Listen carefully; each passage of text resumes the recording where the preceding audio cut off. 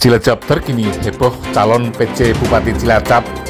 Siapa yang berhak mengusulkan dan siapa yang akan menjadi PJ Bupati Cilacap. Ini kata Ketua LSM Seroja Kabupaten Cilacap, usulan PJ Bupati melalui DPRD Kabupaten Cilacap bisa diistilahkan pepesan kosong, eksklusif telusur pilkada. Ya, Assalamualaikum Pak Anto.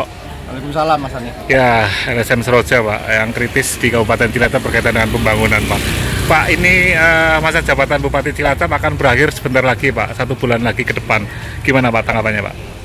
Ya tentunya apapun yang terjadi pada 19 November Pak Bupati dan Pak Wakil Bupati purna tugas.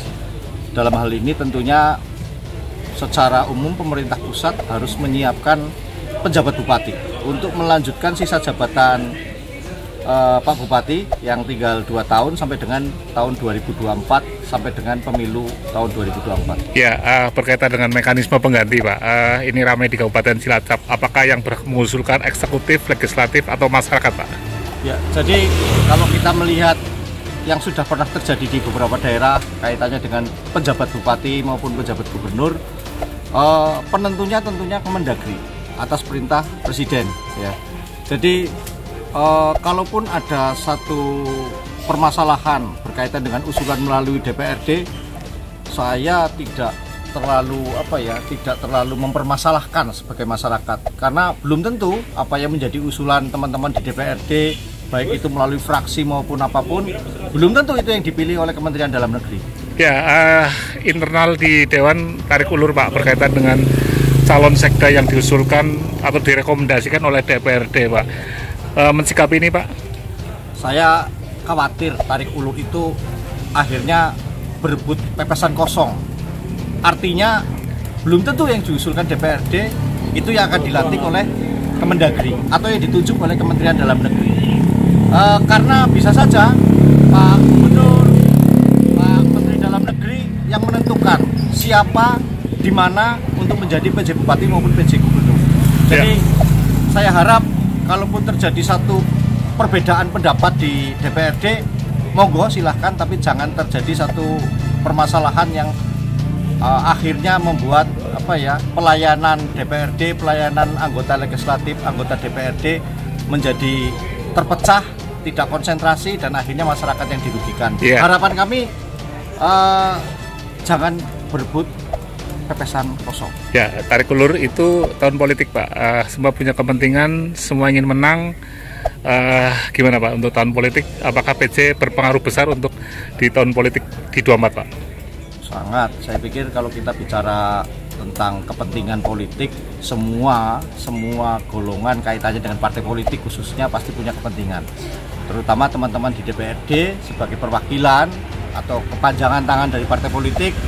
Ya tentunya wajar sih kalau mereka juga berkeinginan menempatkan PJ Bupati sesuai keinginan mereka atau fraksi atau partai mereka.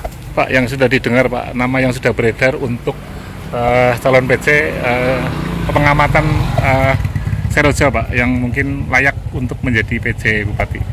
Kalau bicara tentang layak, banyak yang layak, dan syarat untuk menjadi PJ Bupati hanya satu, JPT Pratama, di luar syarat-syarat yang lain ya. Artinya pejabat eselon 2 seperti kepala dinas, badan itu sah-sah saja dan boleh, tidak melanggar regulasi. Namun kalau bicara tentang siapa yang layak, saya bicaranya bukan layak saja, tetapi ideal. Yang paling ideal menurut saya masih ada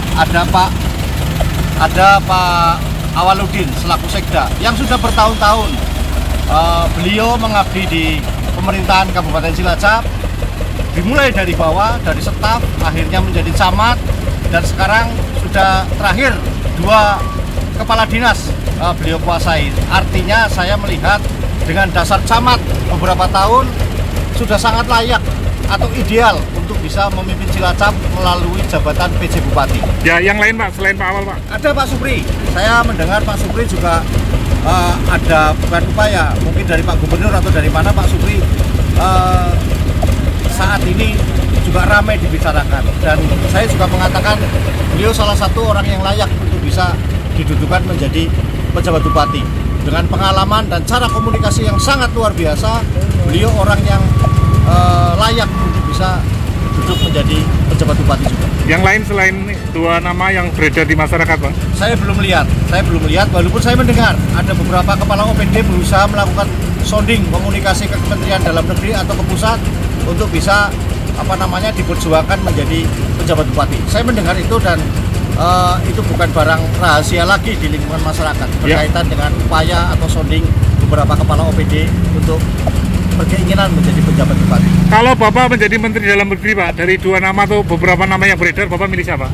Saya tidak bisa berandai-andai, Mas, karena keputusan itu tentunya berdasarkan bukan hanya Kementerian Dalam Negeri, bukan hanya menterinya saja, tetapi pasti ada komunikasi dengan semua pihak termasuk presiden. Oke, Pak, terima kasih, Pak.